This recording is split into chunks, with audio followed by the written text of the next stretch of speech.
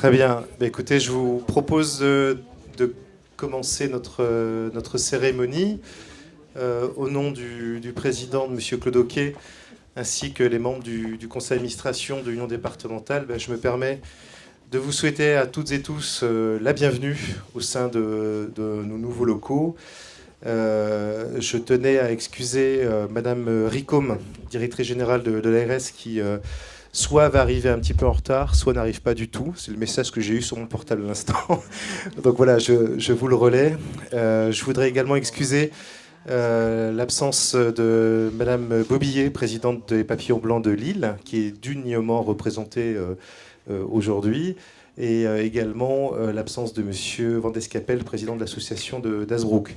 Ce que je vous propose, c'est de sans plus tarder laisser la parole au président de l'Union départementale, Monsieur Claude Oquet.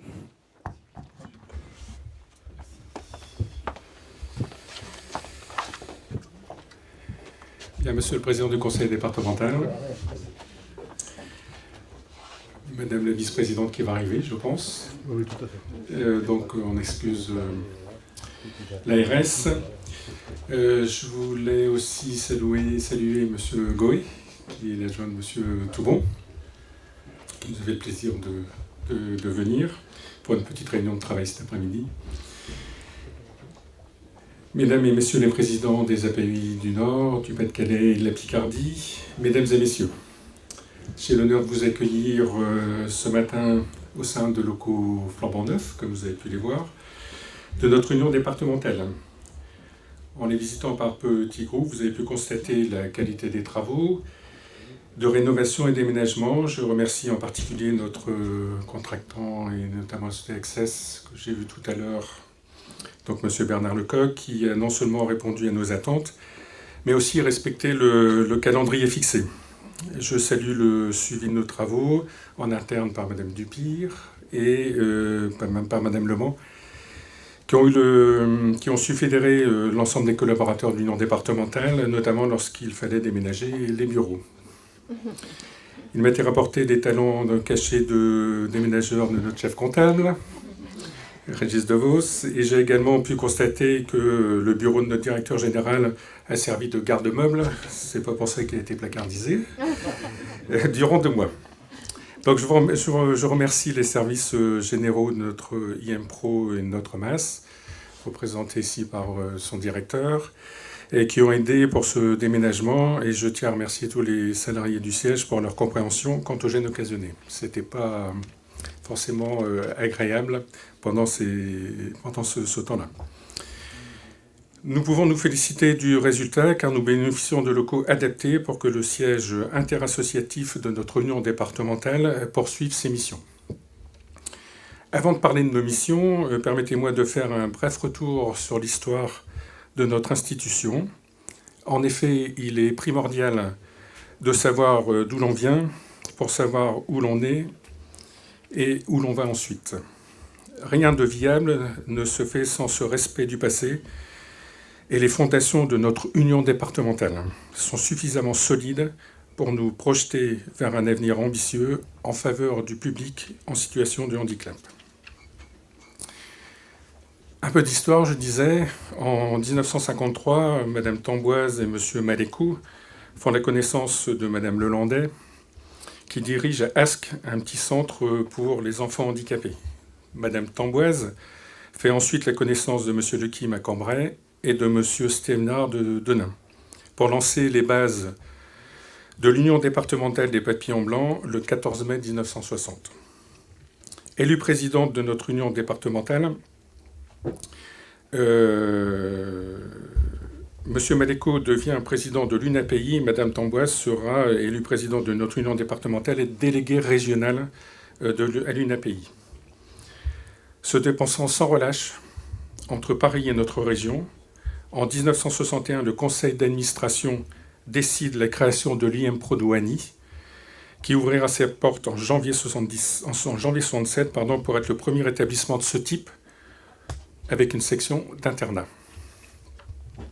Durant sa présidence, Mme Tamboise a cherché à garder unies nos 9 associations dans le respect de leur diversité et engagé ensemble vers le même but, le choix de fonctionner en union et non pas en association centralisée était fondé sur la prise en compte des spécificités de nos territoires, on en parlait tout à l'heure, et sur notre fonctionnement ascendant qui permet le recueillement des réalités de terrain.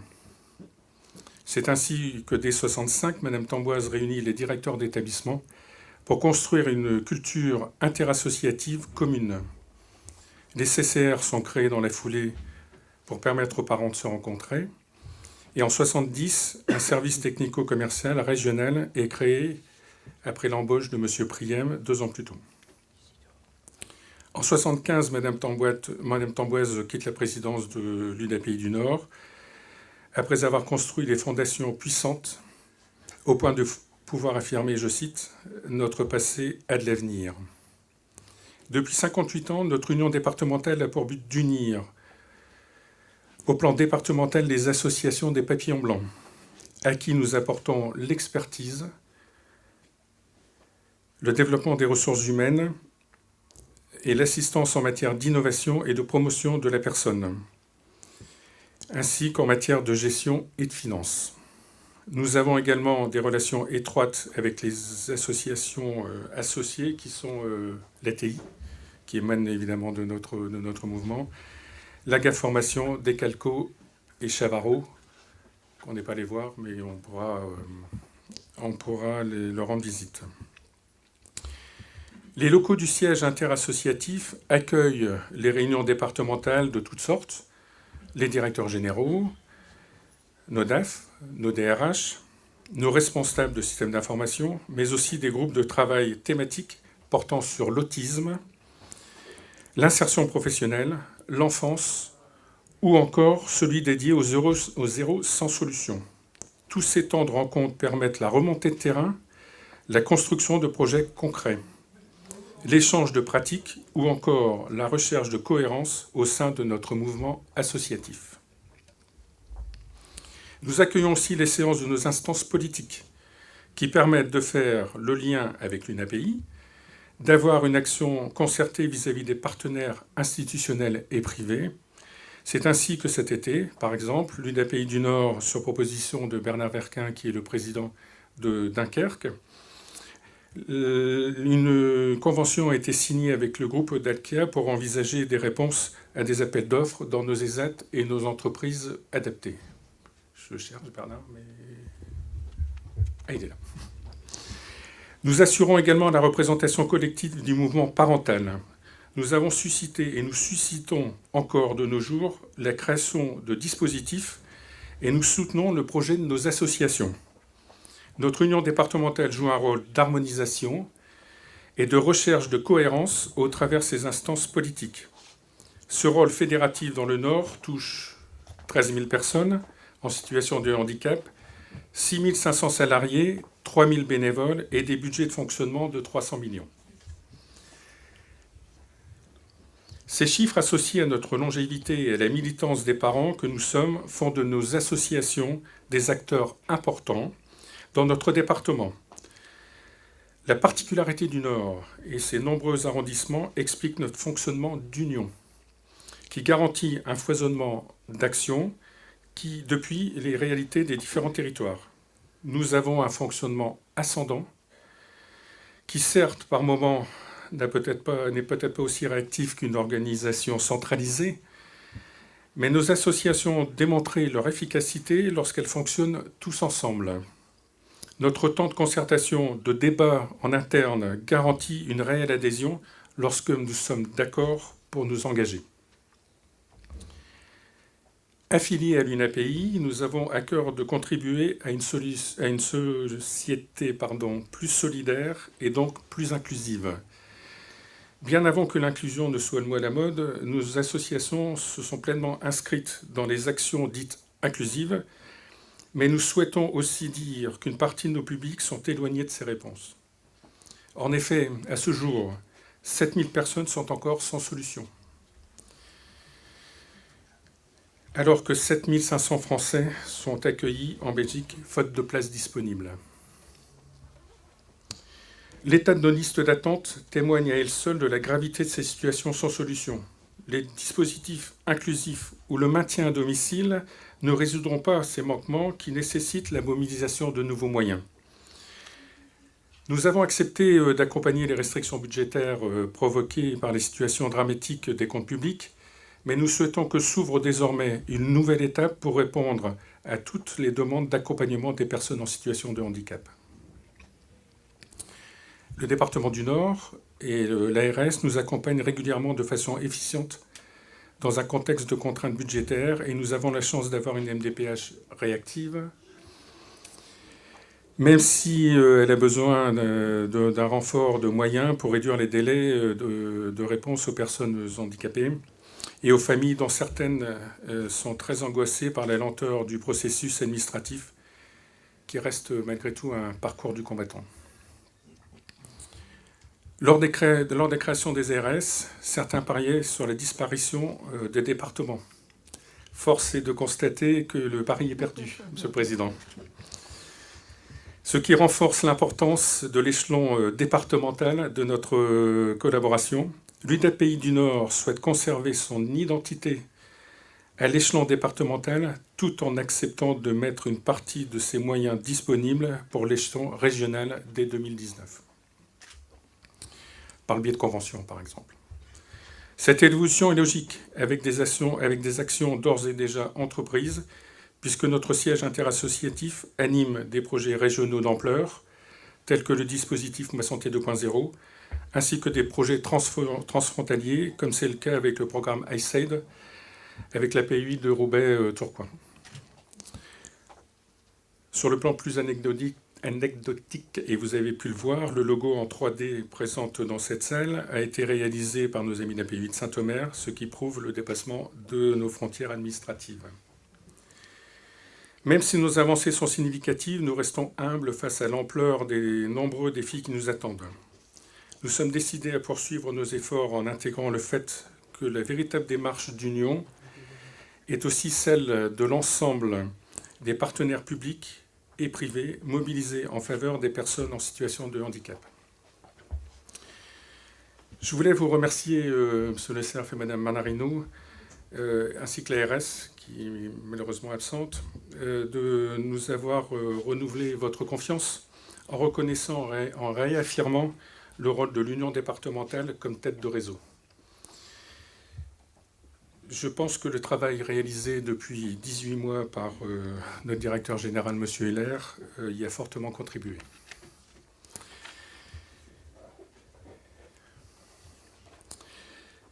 À notre niveau, nous sommes fiers de notre passé, conscients de notre présent et responsables de notre avenir.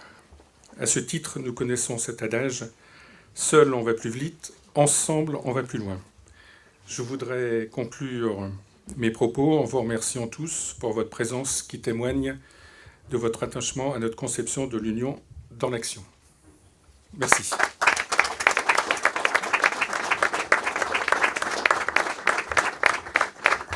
Merci, Président. Peut-être saluer, vous l'avez remarqué, la présence de Madame Manarino et également de Monsieur le député.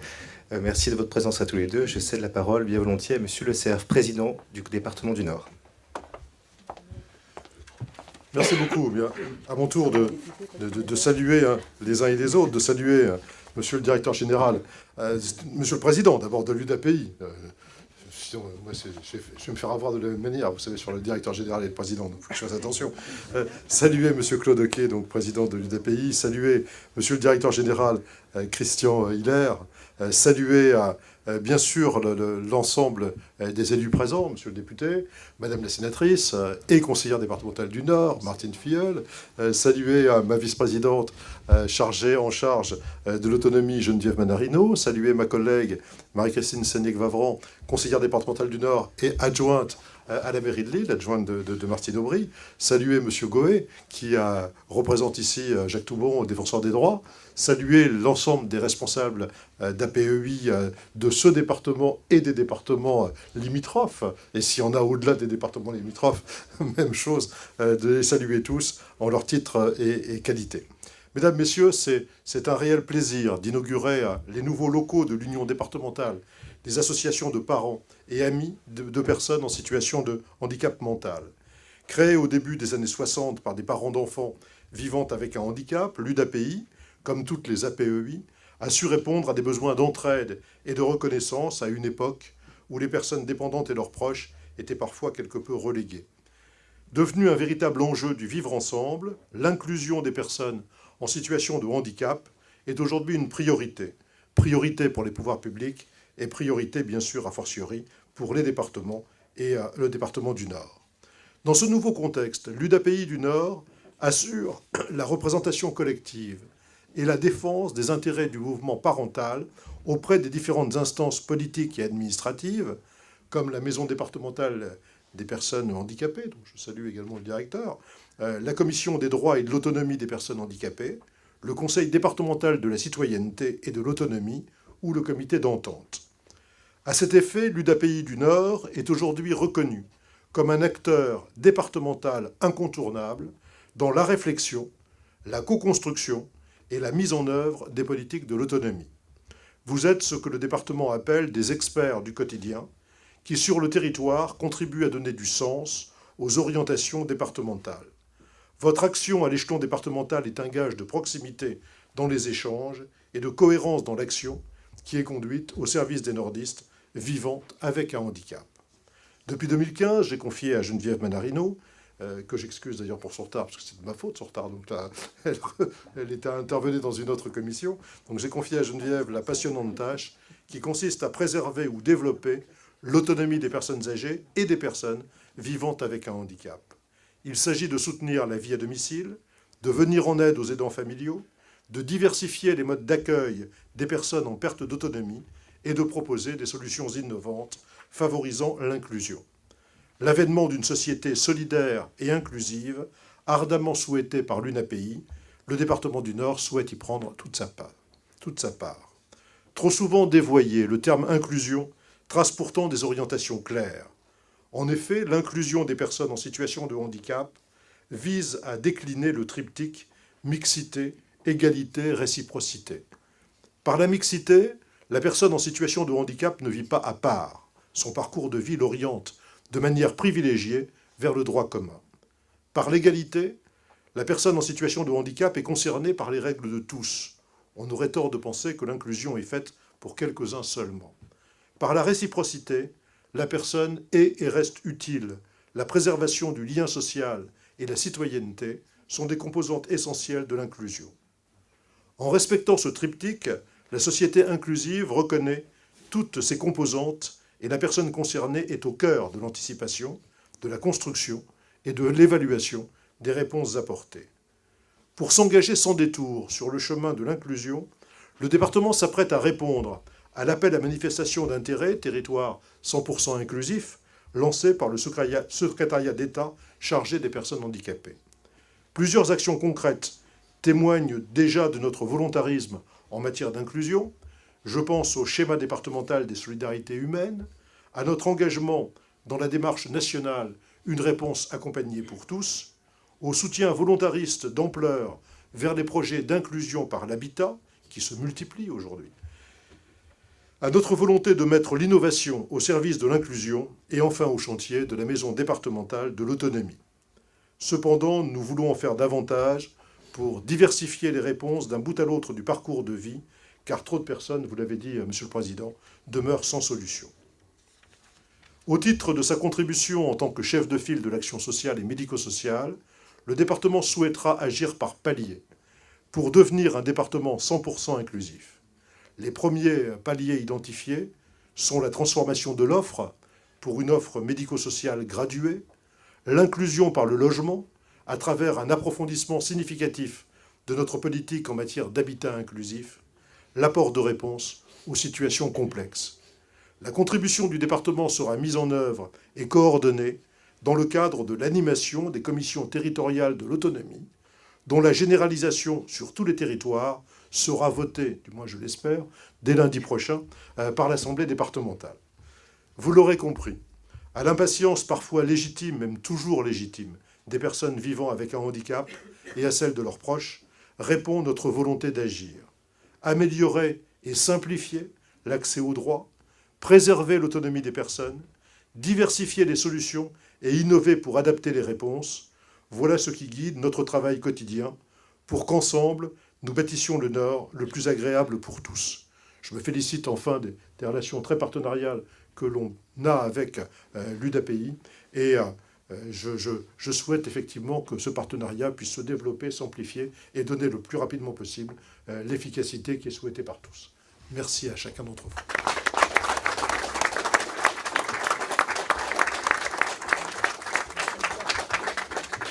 Très bien, merci Monsieur le Président. Alors ce que je vais vous proposer, c'est que nous avons une plaque à dévoiler. Et je ne sais pas si Madame Manarino, Madame les sénatrices, Monsieur le député, si vous voulez en faire partie, avec Monsieur le Président du Conseil départemental. Pour la dévoiler, nous avons décidé de rendre hommage à Madame Tamboise, qui est la présidente fondatrice de l'Union départementale.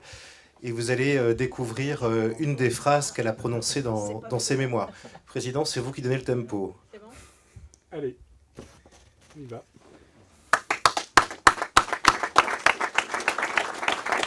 Alors, je vais me permettre de lire, parce que tout le monde n'est pas forcément bien situé. Alors, c'est un grand honneur de faire parler Madame Tamboise, qui disait ceci: Parents, restez unis, n'ayez pas peur, osez. Vos enfants sont des citoyens à part entière. Ils ont droit à la vie, à des conditions d'existence décentes et adaptées. Ils ont droit aussi et surtout au bonheur. C'est le bonheur, c'est notre affaire à nous. Leurs parents, c'est à nous qu'il appartient de l'organiser. Voilà, Madame Tamboise.